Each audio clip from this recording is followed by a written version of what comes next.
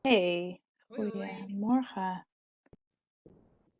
Kijk, daar ben ik. Goedemorgen. Goedemorgen. Goedemorgen. Zit ook allemaal thuis? Kantoor. Oh ja, ik ook.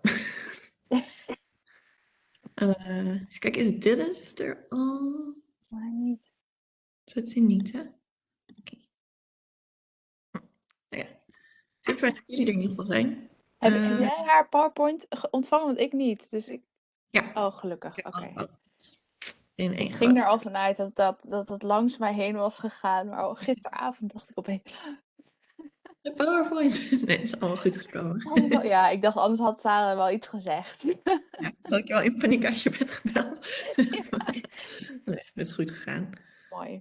Ik hoop alleen wel dat ze in de vergadering kan komen, maar dat zullen we zo wel zien. Fijn dat jij er ook bij bent, Jos, op het laatste Ja. moment. Ja, er waren mijn beide collega's hadden wel het plan om vanochtend erbij te zijn, maar dat was voor allebei opeens heel lastig. Maar ja, dan neem ik het gewoon over. Super fijn dat dat in ieder geval. Ik heb je slides trouwens in de presentatie gezet. Dus dat Ja, fijn, dankjewel. Ja, ik denk voor jullie, of voor jou dan Jos, is het belangrijk dat Hester klikt door de presentaties heen. Dat kunnen we niet zelf doen. Dus, Ja. Maar je hebt er maar 2 gelukkig. Ja, nee. Ik wil niks ingewikkeld doen. Ik ga even kijken of ik Dillis kan bereiken. Een momentje hoor. Zo.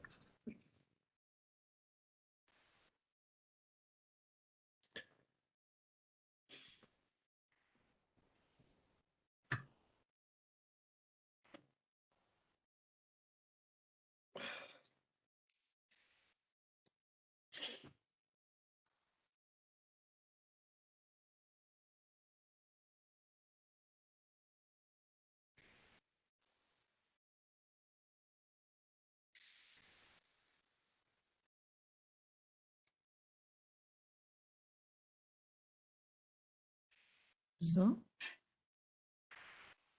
Ik weet niet hoeveel mensen er zich nu nog hebben opgegeven, maar van wat we konden zien voorheen is het ongeveer de helft financiële sector, helft NGO's. Dus dat is wel leuk. Ik ga ervan uit dat er genoeg vragen komen. Kan je meestal bij de NGO's in ieder geval op rekenen. Hoewel ik moet zeggen dat mijn ervaring de webinars met inderdaad gericht op de financiële sector ook altijd wel vragen komen. Dus Ja. Nou, we gaan ervan uit van wel. Anders voel je vrij om zelf een vraag te stellen. voelt een beetje. Nee, maar thanks trouwens dat ik nog genoemd word als in het rapport helemaal in die colofon. Ik had het helemaal niet gezien in het begin. Ik was gewoon naar plaatjes in de tekst aan het kijken. Ik had al het stukje helemaal overgeslagen. Dus ik zag het vanochtend heel. Hey, wat leuk. Je hoort er toch ook gewoon bij? Ja, maar ja, goed. Ja. Jullie hebben het meeste werk gedaan. Ja, het is wel nodig om jou ook gewoon te noemen hoor. En opeens zit Jos in een Fancy vergaderruimte. Oh ja. Mooie zolder. Ja. Tik maar zijn zolder. Ja, het kan allemaal, hè. Maar ja, ik heb ook nog hele leuke andere foto's, maar dit is meer zakelijk. Ja, wij hebben ook van die Save the Children Ja. achtergronden, maar die zijn heel druk. Dus dan val je zelf een beetje weg. Weet je, dan zie je allemaal. Of wel allemaal kinderen om je heen. Word je zelf helemaal zenuwachtig van. Ja. Eens kijken, want ik had er wel een tijdje dat ik dacht, ik gebruik er eentje. Maar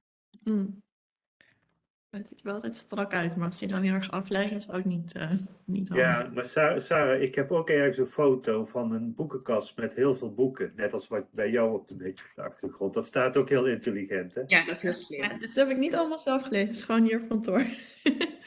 Jawel, hebben we allemaal gelezen. Al onze rapporten liggen daar. Ja, die heb ik natuurlijk allemaal van voor tot achter gelezen. Ook die van 10 jaar terug. Heb je geen reactie gehad nog? Nee, ik zit even te kijken of ik misschien een telefoonnummer van haar heb. Onder de Apple of zo. Misschien heeft ze ook gewoon geen toegang. Straks is er hele internet uitgevallen en kan ze ook de mail niet zien. Oh. Of heb jij anders een nummer, Josje? Hm? Heb jij anders een nummer van Dillis? Heet het? Nee, Mm. maar ik kan wel even... wacht, ik kan wel even mijn collega vragen. Maar in het ergste geval begin ik gewoon en Ja. dan gaat zij daarna. Ja. Doen we het gewoon zo.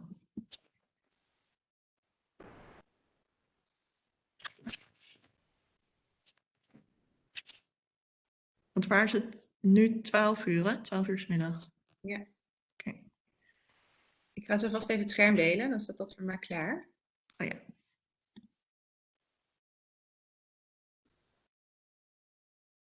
Checken. En jullie kunnen toch zo gewoon op 10 uur precies zo starten en dan dat iedereen opeens binnenkomt? Of is het dan druppelen mensen binnen? Ja, ik wacht er nog een paar minuutjes extra. Dan zie je dat mensen net iets later zijn.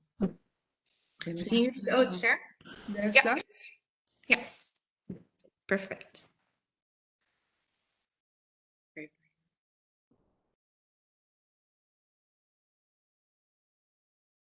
Oh, dat is gek dat dat effect erin blijft. Nou ja. Zo. Wat zei je, Olivier?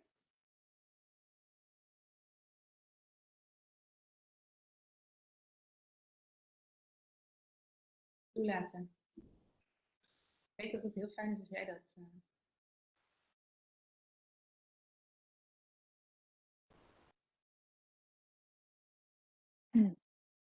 Sarah, ik weet niet of je dat hoorde, maar Olivier die laat mensen toe en zet ze op mute als ze nog niet op mute staan als ze binnenkomen. Dan hoef jij daar niet op te letten. Sta ik op mute? Of- Nee, maar als Ik er moet zelf mensen even op binnenkomen, mute zetten. dan zet hij ze op mute als om te komen Ah, mensen. oké. Ja, Dus daar super. niet op te letten. En hij doet ook de chat, toch? Ja, die houden we gewoon op bij. Super fijn. Maar jij kan de chat ook zien, hè? Dus jij ziet wel zelf vragen straks voorbij komen. Ik zie ook de handjes als het goed is. Ik heb nog even bij onze programmamanager gecheckt, maar die heeft ook geen WhatsApp-nummer. Oké. Nou ja, dan wachten we het gewoon af. Daar ben jij, Jos. 2 slides.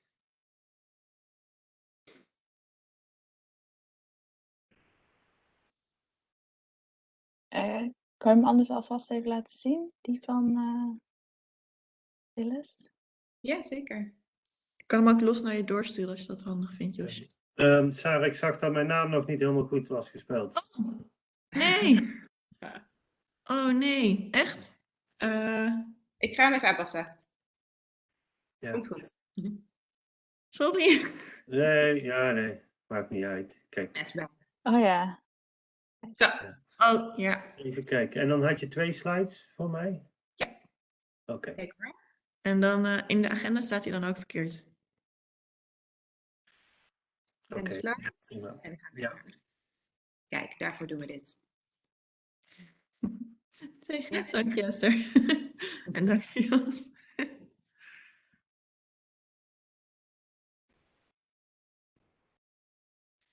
Oh. En wij zitten gewoon in de vergadering. Ja.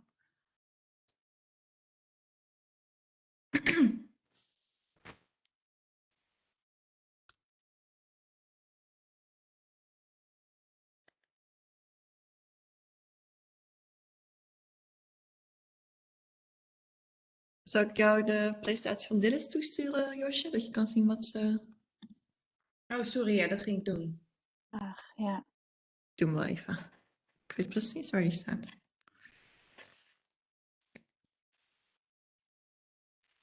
Presentatie. Yes.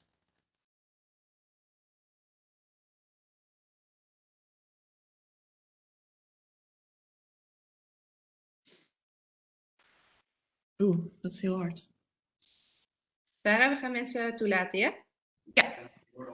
Ik zie al allemaal mensen.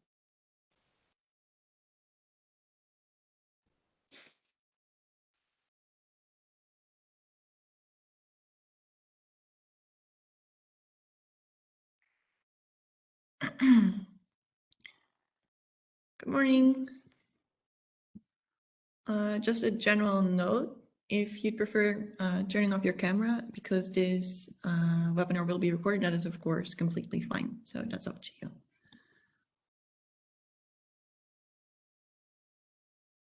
We're just waiting on some last minute things, so please bear with us until we start the webinar.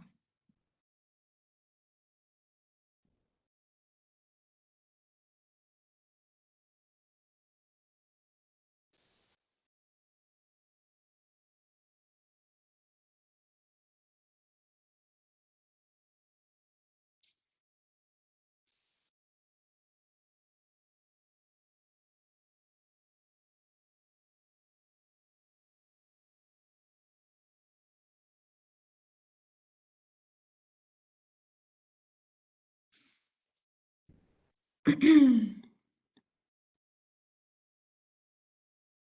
just waiting for a few more people to join before we start.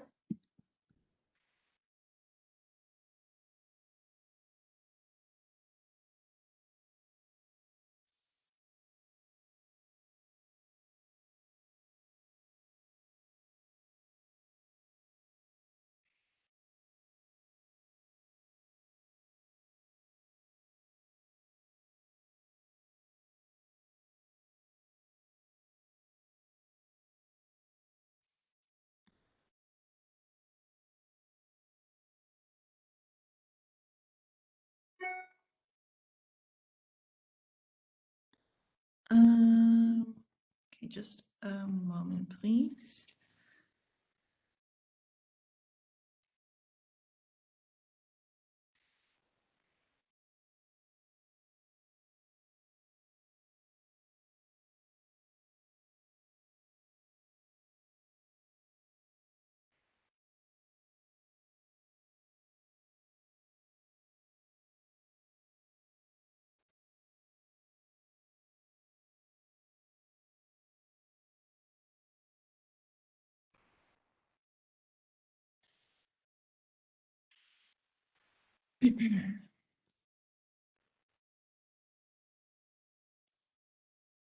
Good morning to everyone who has just joined. I'd just like to inform you that this webinar will be recorded, so if you prefer turning off your camera, that is of course up to you.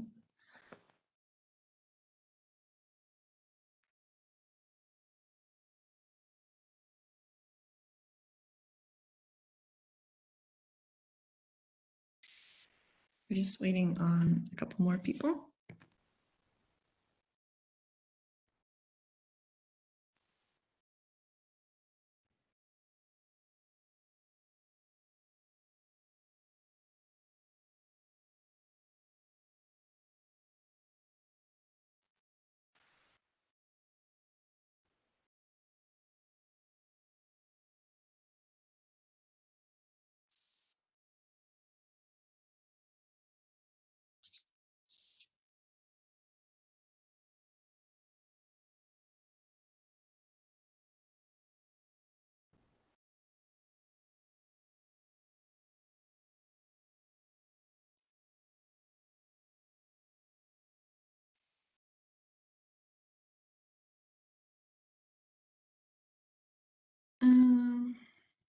Let's see, I think almost everyone is here.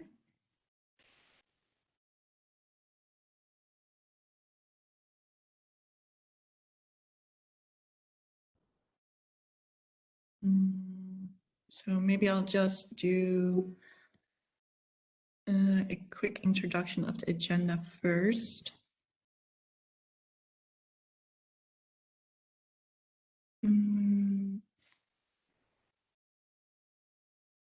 Just a second, please. We have some last minute connectivity issues, so we're just trying to solve those.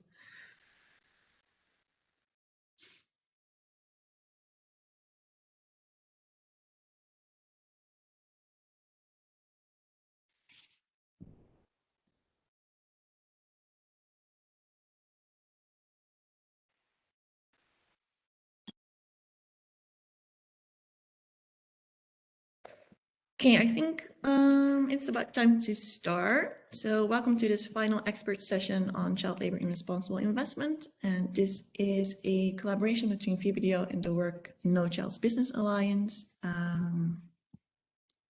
So we're very happy that you all could join us. Next slide, please. Thank you. First, previous slide, please. Thanks. First, some practical notes. This webinar will be recorded for future viewing. So like I said before, if you prefer turning off your camera, that is of course completely fine with us, whatever you're comfortable with. All sessions will be followed by a Q&A. You can either ask your question in the chat box or you can raise your hand digitally. If you look at the bottom of your screen, you can see a smiley face. If you click the smiley face, you'll see an option for hand opsteken, which is raise your hand in Dutch. So please use that option as if you'd like to ask your question live. We have a full program today, and this Ekany of the Work No Child's Business Alliance will present on the local context of child labor in Uganda. I will present some of the results of the report that we just launched this morning, and Josje Beukema of AZER will present an investor view. We have a slight change in the lineup, so I will start with my presentation on the results of our study. Please bear with us while we go through the slides.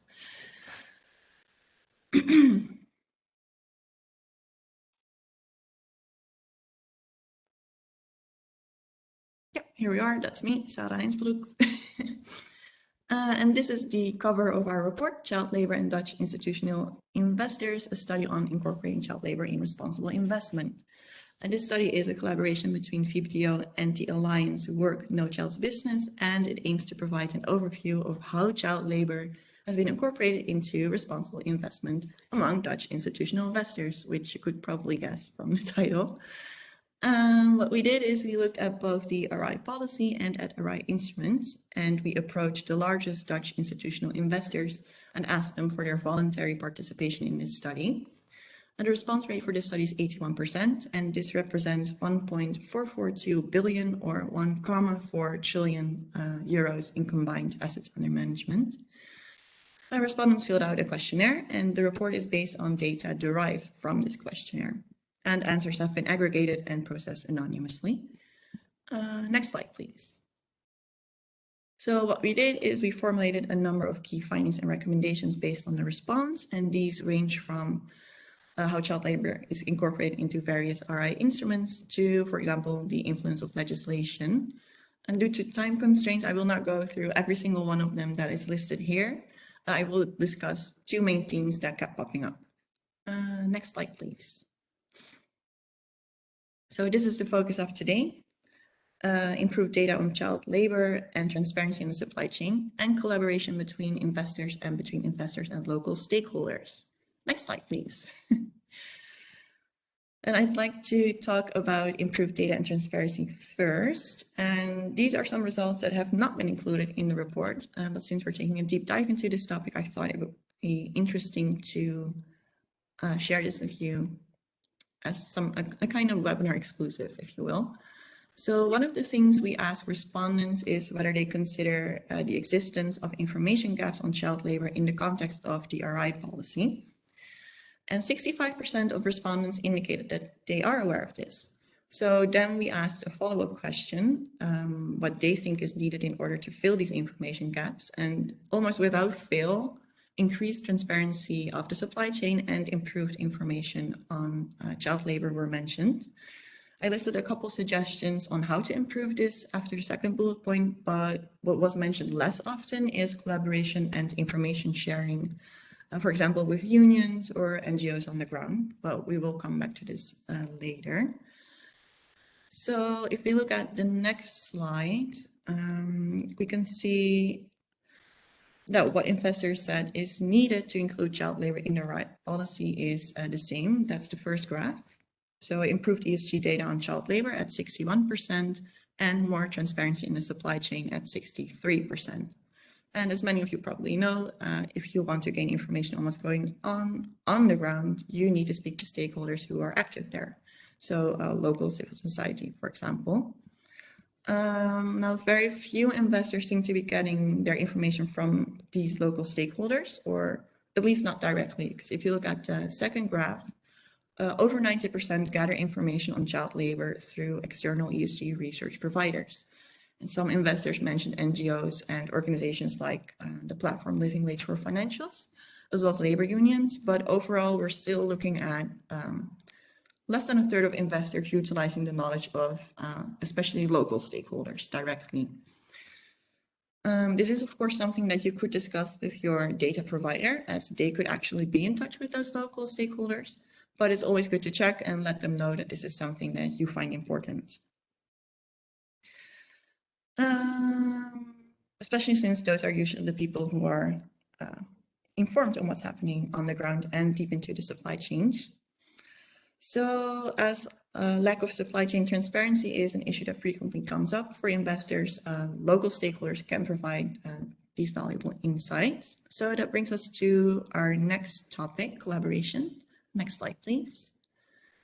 And by collaboration, I specifically mean collaboration between investors and collaboration between investors and local stakeholders.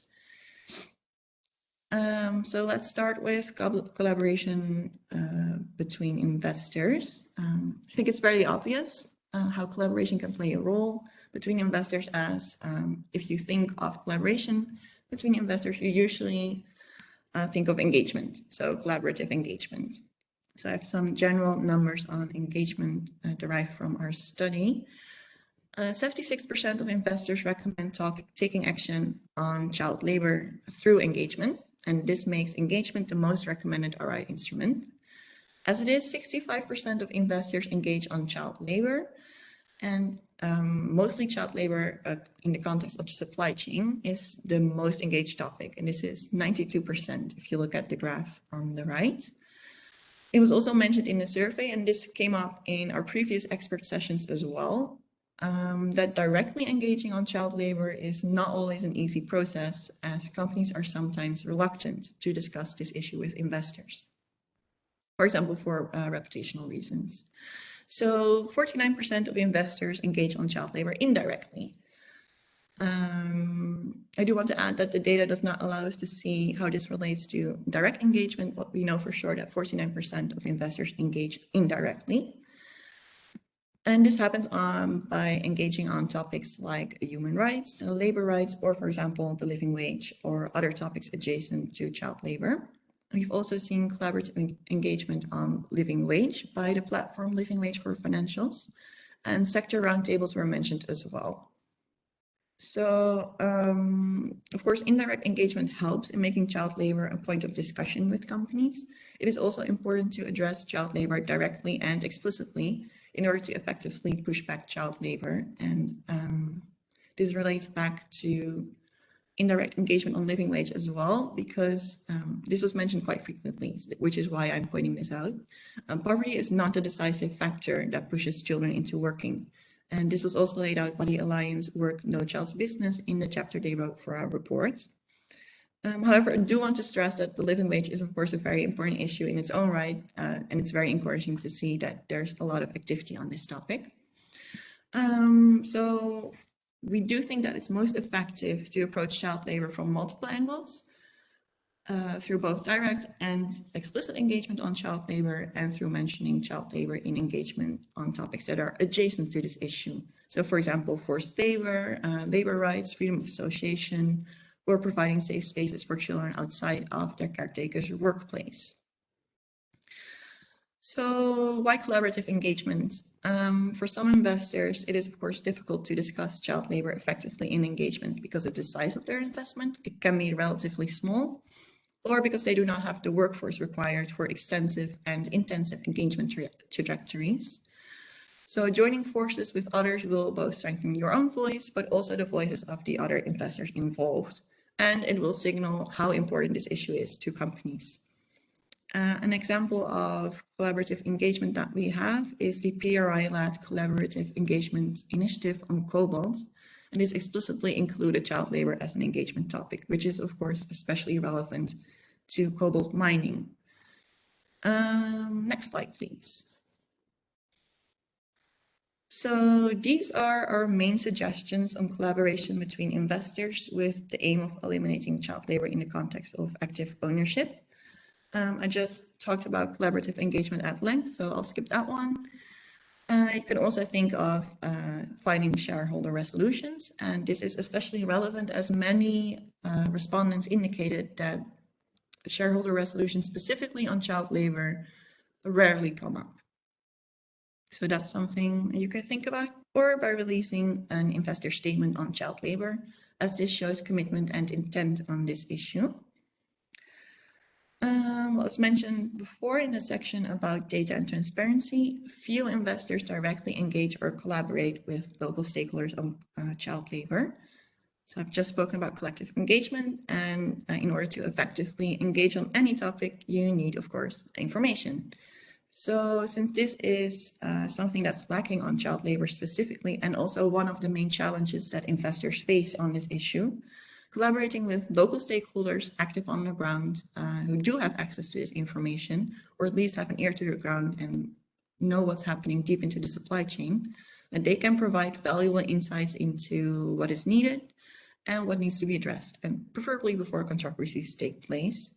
And this is especially relevant for child labor, as the likelihood of being exposed to some form of child labor, even if it's indirectly in your investment portfolio, is very high, especially in sectors at risk. And this also relates back to what we just talked about regarding the lack of transparency in supply chains. You simply cannot know that child labor is not present in the supply chains in certain sectors. So by connecting with stakeholders on the ground, like NGOs, but also labor unions, for example, and through stakeholder consultation with the local community, you can make sure you'll at least notice that when you're engaging a company, they're not trying to pull the wool over your eyes, basically. But you'll also be more aware of the local context influencing child labor, and this is something that Dillis Ekany will talk about later. Yeah, so these are my main points regarding collaboration between investors and local stakeholders, and how we, based on our study, of course, look at the added value of collaboration. I think that's the end of my presentation at this time. This was basically a deep dive into two themes that we touched upon in a report on child labor and responsible investment among Dutch institutional investors, which you can find on our website. And it included some suggestions on what we think is important when tackling child labor in responsible investment. So I'm curious to hear what your opinion is on our view, as well as what you might think is a good follow-up to this study. And I can, of course, answer any questions that you have. Thank you for listening. So if you have any questions, you can post them in the chat box, or you can raise your hand if you go to the smiley face and ask them directly, whatever you prefer. I'm not seeing any questions yet. So you can, of course, save your questions for later. So at the end of all presentations, there will be a bigger Q&A as well. So if you have any questions for me later, you can ask them then. So I guess I'll just wait 5 seconds, and if there are no questions, we'll move on to the next presentation.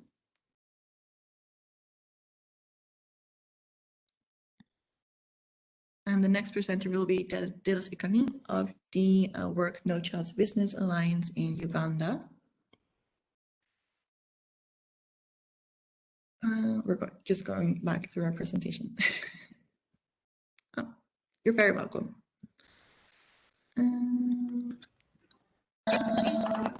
I'll hand it over to you, Dillis. Oh, I think you're having some. Ooh. I'm not. Can you say something? Hi everyone. This is Dillis Ekany. Thank you. I hope you're able to hear me. We can hear you. Please go ahead.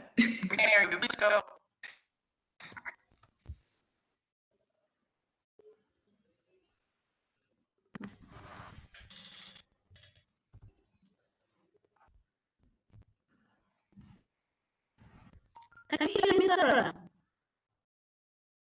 Dillis, is everything working on your side? Or do you need assistance?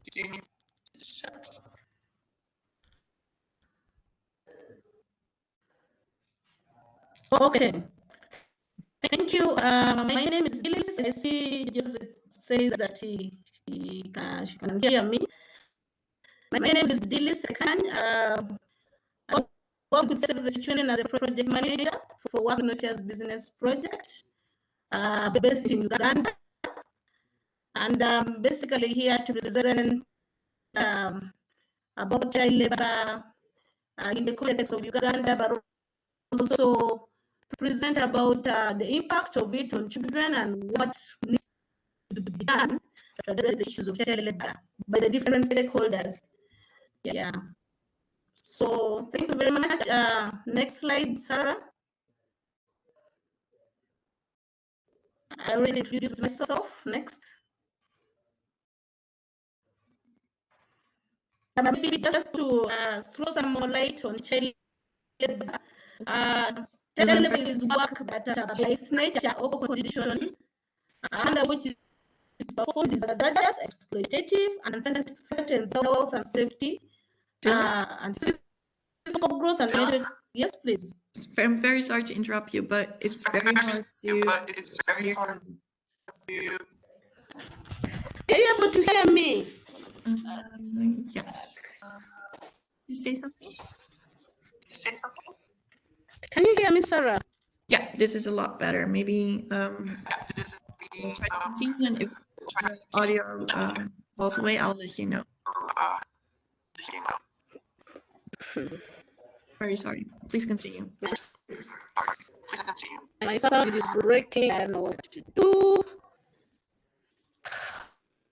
Sorry about that. And I was saying that child labor is work that by its nature or conditions. Oh, Dillis, I'm very performed as a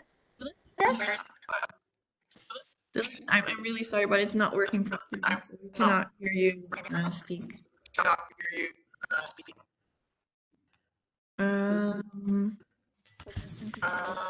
We should look for a place with better network. I don't know. Maybe try to look for a place with better network. So I think maybe Josje, are you able to 50% on what Dillis was going to tell us? If the audio quality is so understand what you're saying.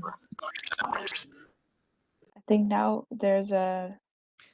I think you asked me if I can take over for a bit while Really Dillis looks for a better connection. Yeah. Yeah, I think the audio is now good, right? Yeah. Very sorry, Dillis. We're looking for a way to so you can present again, but for now it's not possible. I'm really sorry. Obviously, so let me introduce myself. My name is Josje Beukema. I also work for Work No Child's Business Alliance, but from the Netherlands. So obviously, I cannot really tell you in detail about the situation in Uganda. But maybe just to quickly tell you what Dillis has started telling you what child labor actually is.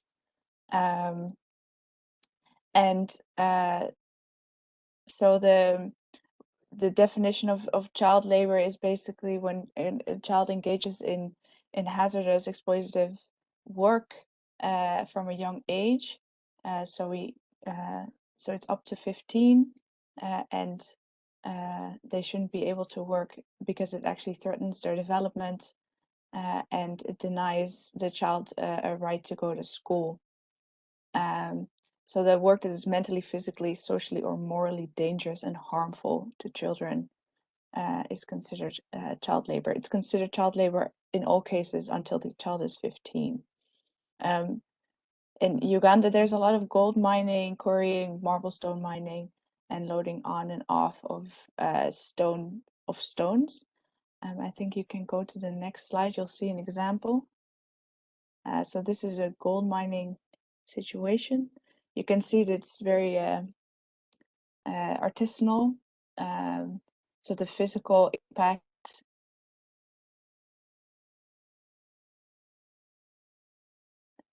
You'll see on the next slide, please. Yeah, so this lists all the impacts. Oh, just one before.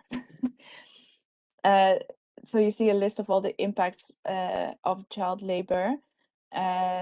So dropping out of school is probably one of the main things, which means that usually it creates a vicious circle. So in order to get out of the poverty trap, you need to educate yourself, or this is one of the many important elements.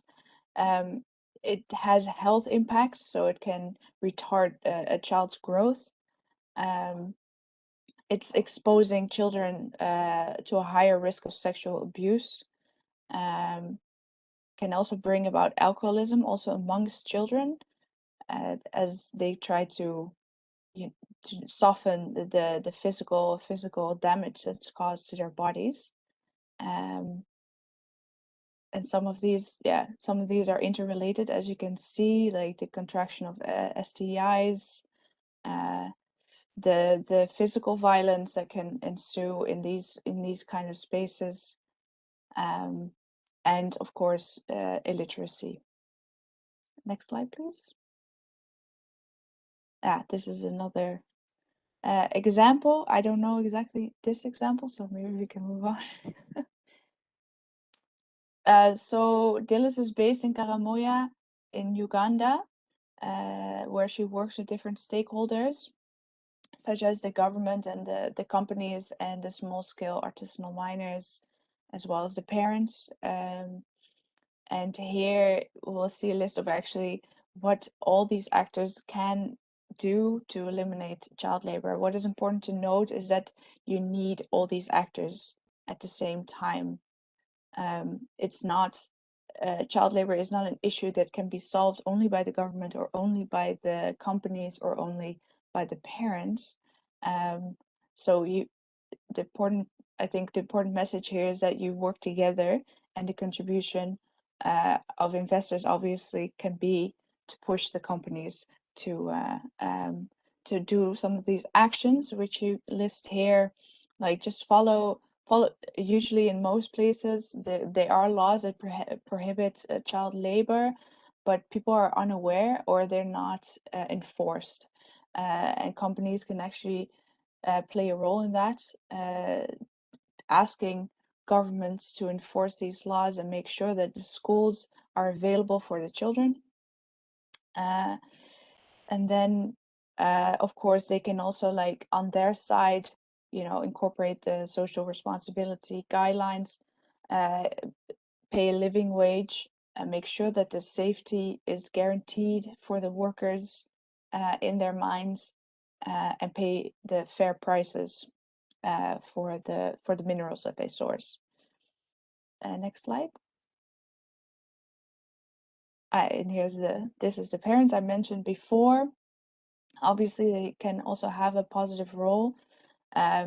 Usually, it means also that sometimes you have cultural norms that allow for child labor to happen, as the community doesn't really see the problem with a child working instead of going to school.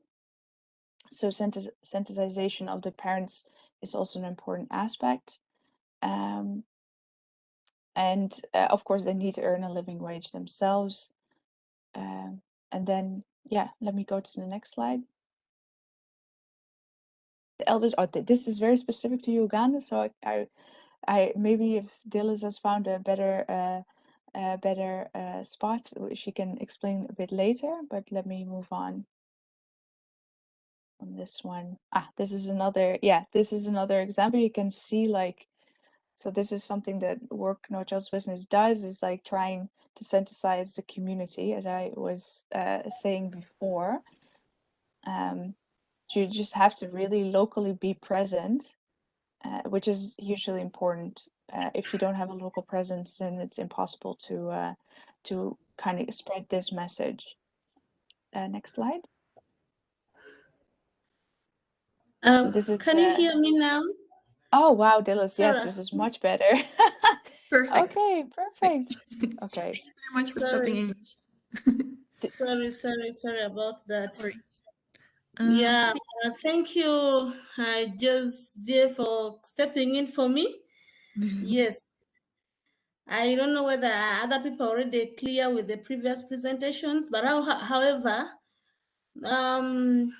as development partners, as NGOs, to address issues of child labor, we need to continuously monitor the implementation of the child labor related laws. Like in Uganda, we have the Children's Act, we have the Employment Act, we have the Constitution, we have the Child Labor Policy, National Action Plan on Elimination of Child Labor, and many other policies and guidelines and laws. So as NGOs, that is what we are doing to make sure that we eliminate child labor in the country, but also to promote child rights and business principles, especially working together with the private sector to make sure they adhere to the principles and then able to implement the social corporate responsibility to support these children.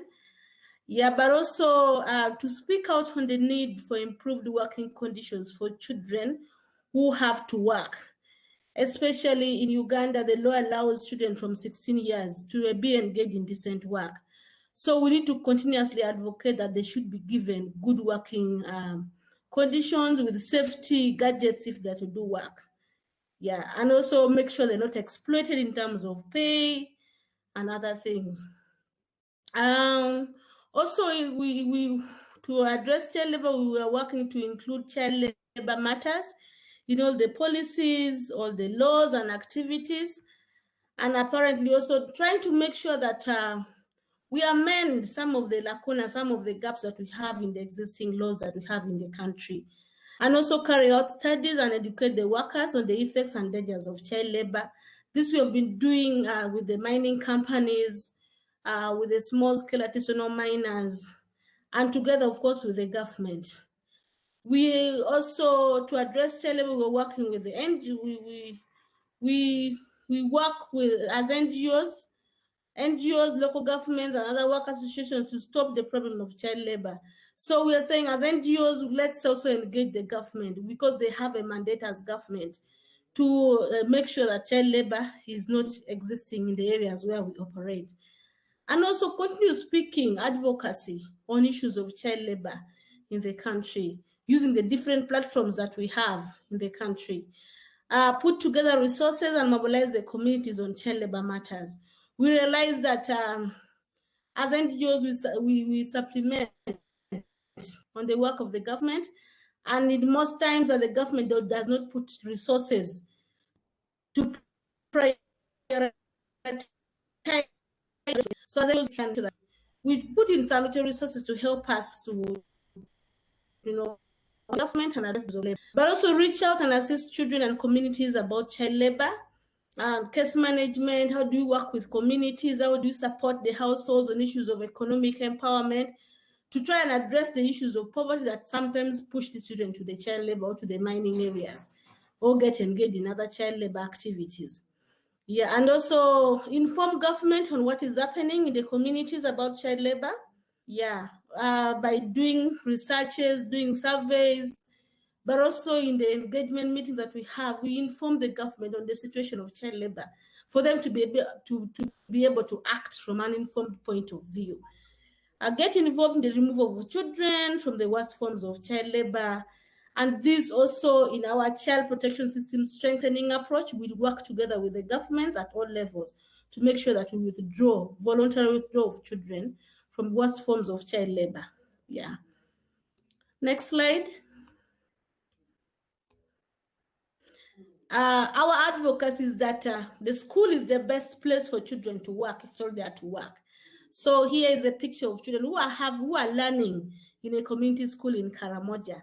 This is what we are advocating for, that let them start from community school and then progress to the formal schools. Yeah.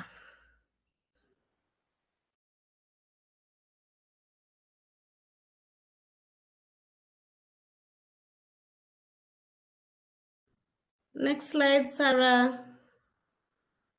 Thank you for listening. Thank you very much, Dillis. I'm really sorry about your connectivity issues, but thank you for presenting what you were able to. Are there any questions for Dillis? Let me just check the chat box. And if not, maybe we could go back to the local context of Uganda, as you were not able to present on that before. Is there something you would like to say specifically on the context in Uganda on child labor, or were you able to make your main points?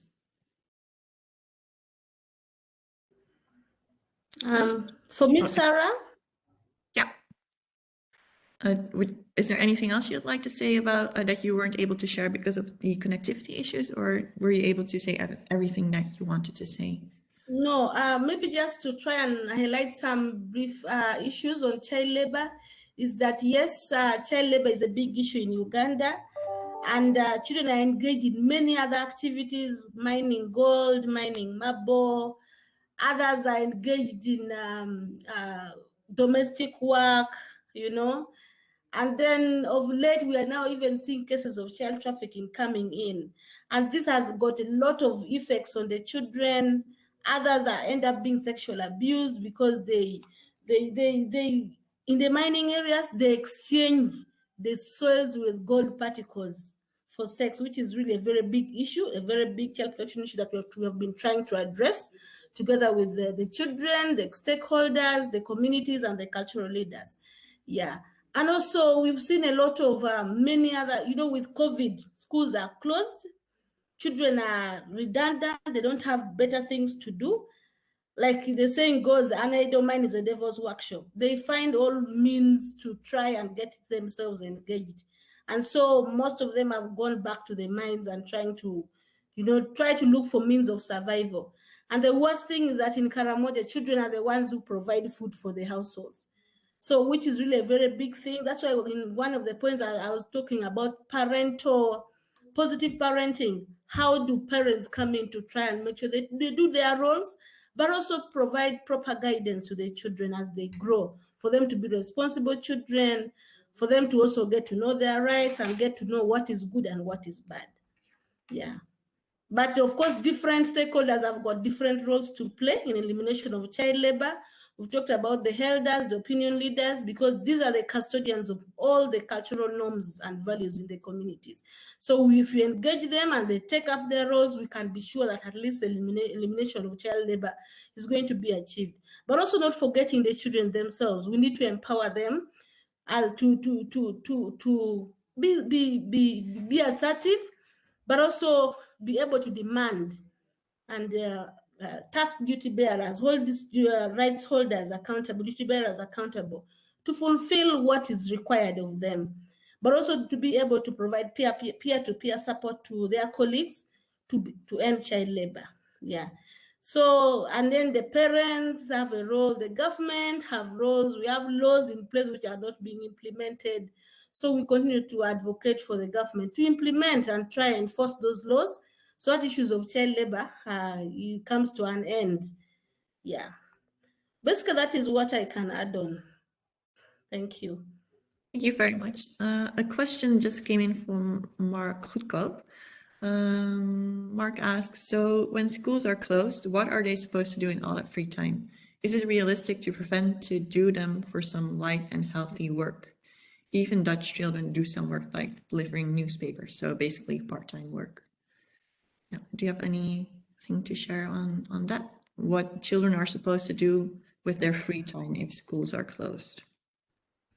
Of course, apparently what we are now trying to do together with other development partners is try to engage the children in home learning, yeah, to try and keep them busy, but also encourage parents to help them do some basic domestic work, not necessarily child work. But the emphasis and what the government is trying to do together, the NGOs, is to provide home learning packs for them to get engaged, so that they don't really miss out completely as schools are closed. Though we have hope that by January 2022, the schools will be open. Yeah, that's what currently some children, or most of the children, are doing. But of course, we have those that still, despite all the efforts, they still find their ways and sneak back to to child labor. And those are the cases now we are trying to handle together with the government and other stakeholders. Thank you. Thank you very much. I think we should move on to the next presentation due to the time constraints. But if you have any questions for Dillis after, if there's still time left, you can of course ask them, or you can leave them in the chat box or email them to info@vbdo.nl, and I'll make sure that they get to Dillis and I will connect you with her. Thank you very much, Dillis, especially considering the trouble we had before. But thank you for your insights. You're welcome. Thanks. Then I'd now like to invite Josje Heinsbroek, who will present on a more investor perspective from his work at ASR. Hello, Jos, please go ahead. Yes, thank you, Sarah. Well, I will give some background on how ASR is approaching the risk of child labor. And when I get the first slide, please. I think our structure is comparable to a lot of financial institutions, where we have a certain governance and policy in place, exclusions, positive selection, active ownership, and impact investments. And through all these lines, you can also contribute to mitigate the risk of child labor and also have positive impact, because as we also saw, it was not only the picture in the VBDO research, but also as explained by Ekany. It's about no poverty and education, which are two elements in which to influence the child labor in a positive way.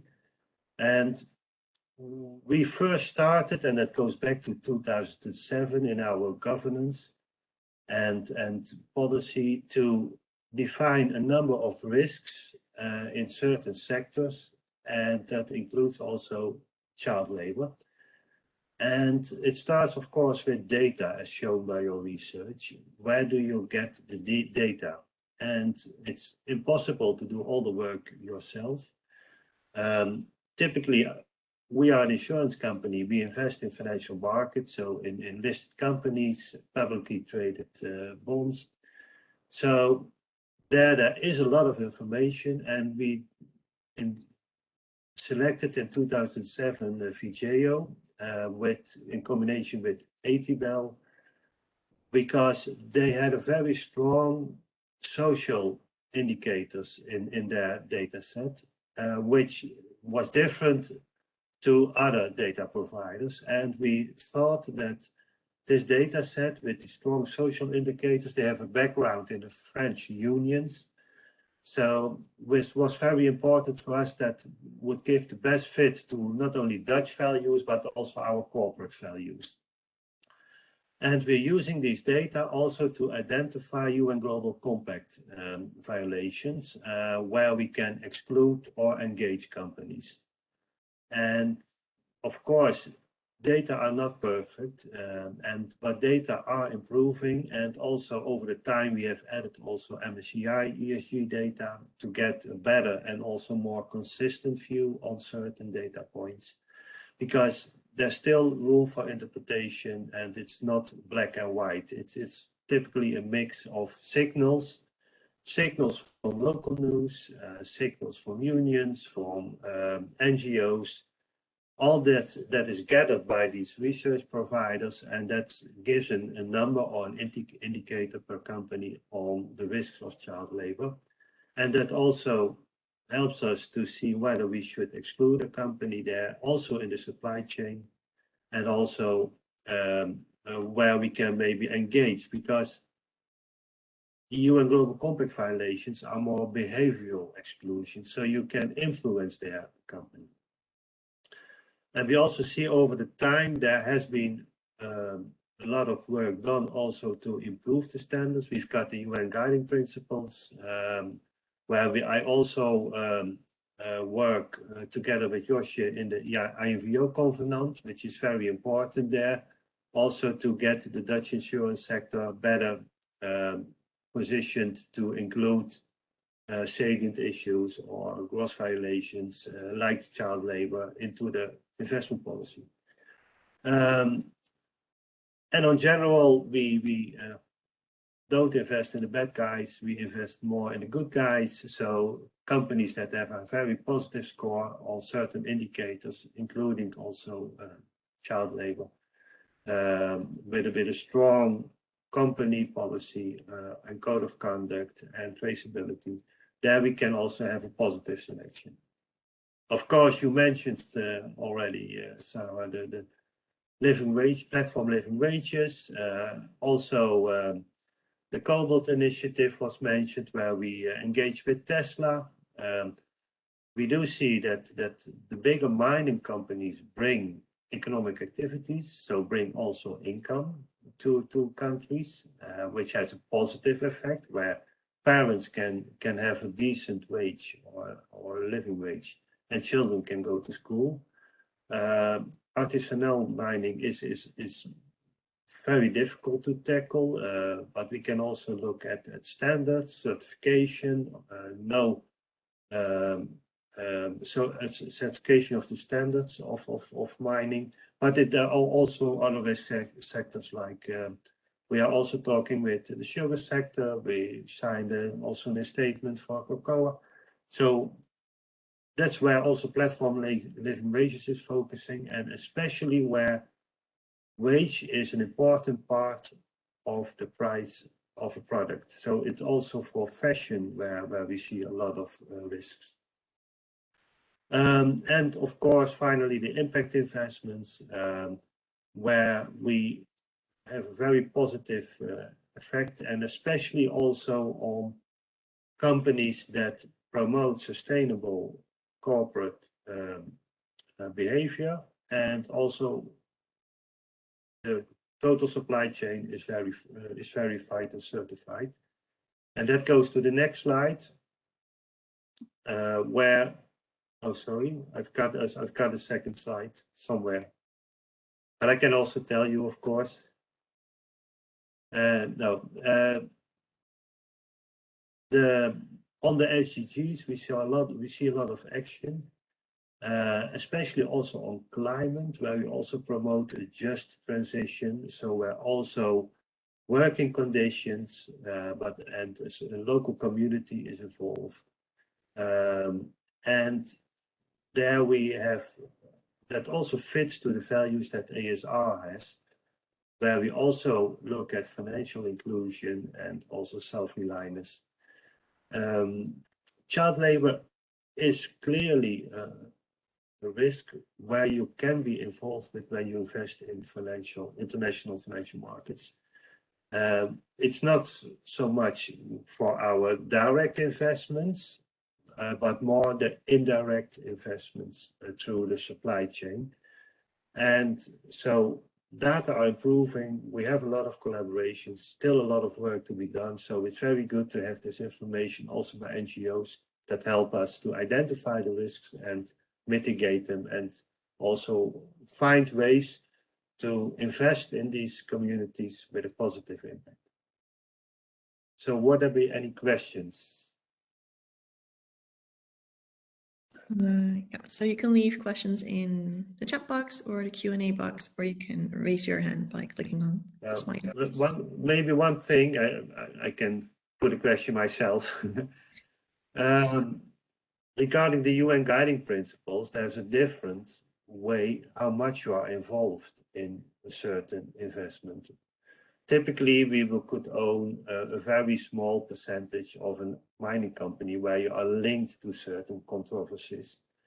There are also financial institutions that provide a lot of financing, direct financing, including development banks, which are very active. So they can also have a certain liability when they are investing in this kind of companies. So there the due diligence becomes very important, and to get a full picture of the supply chain or the activities in these kind of communities, and see whether when you provide, let's say, 50% of all debt, then you've got another role as a financial institution. And that's where we see banks, or especially development banks, have the knowledge and the network there also to do the due diligence with local partners. That's a very valuable point. Are there any questions from attendants who would like to know more about what Jos just talked about?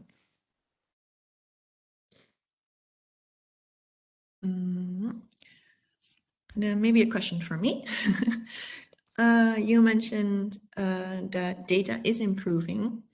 So do you, for example, notice that data providers are talking to stakeholders on the ground, or do you yourself or Azer connect to, for example, NGOs or labor unions on this topic? Or how do you notice that data is improving on child labor? Well, the better data providers, let's say the big four, they do have indeed a 360-degree view of a company. So they look at company reporting, but also on news flows, what the unions are telling. So they should have very independent view. And also, when there are certain issues, they can question the company, but also when the company has certain reports, they can also question the unions, whether it's true or not. So, but we see that there are more and more sources, also independent sources and reliable sources, also through social media, to get better independent information and get reliable data. Okay, great. There's actually a short question on the data provider that you mentioned. What exactly is the name of the French data provider? Oh, no. Well, there are the big four. So I think everyone should select Google French data provider. That's the best fit. Yeah. We were working with VBDO Iris, which has a background in the French unions and pension funds, which has been acquired by Moody's recently. The other three are MSCI ESG, so it's an initiative of MSCI itself, a very well-known benchmark provider. The one is Sustainalytics, which has also a Dutch background, but has now been acquired by Morningstar. And finally, we had Ekany, which has a German background, which has been acquired by ISS, which also has voting advisory. So you see that also these ESG data providers have become now a business model for the bigger data providers and in the financial market. So it has become part of the investment process, and it will also grow under these bigger institutions. And we also see that because they are also gathering carbon data or other sources to add to their value set. Great, thank you. I was wondering, you mentioned quite a lot of initiatives among investors in the Netherlands, at least. What is your general feeling on process made by these collaborations between investors on child labor? Yeah, it's not. I'm honest. I think climate is on top of the agenda. Yeah. And climate, it's environmental. You can measure it. You can measure carbon emissions. You can do a science-based target analysis. So it's very quantitative. It's rather easy. I think social issues, including child labor, are more difficult to quantify. But still you can do your work and see whether certain companies are involved. Is it structural? Is it on a big scale or very limited? And also, is a company responsive to NGOs? So I think you can still make an assessment. And on the other hand, it's also because certain governments in certain countries or local authorities could do more to stop child labor, and whether it's dealing with the risk or maybe stop investing in certain sectors. But that would also imply that you don't support any economic activity. So that would also have a negative impact because these companies, when they also provide jobs and also help parents to pay for the education of the children. So it's a very difficult situation. Yeah, exactly. Thank you for sharing that. I saw a comment or a question pop up. I'm just trying to... Yeah, Josje also raised her hand. Oh, great. Josje, over to you. Thank you, Jos and Sara. Yeah, I was just wondering, Jos, you mentioned that the role of the government, but I was wondering, how do you see, like, for example, that as an investor or as a company, you can also advocate with the government for them to implement and enforce the laws that usually already exist to eliminate child labor? Do you see a role for financial investors as well in that regard to advocate? Yeah, we see much more engagement with corporates because there you are investing in shares and the bonds of, so you're financing a company. So they want to have a good relationship with their investors. With governments, it's much more difficult. You could own some sovereign bonds, but you're not typically that welcome. So I think there we have some initiatives there, also together with other investors.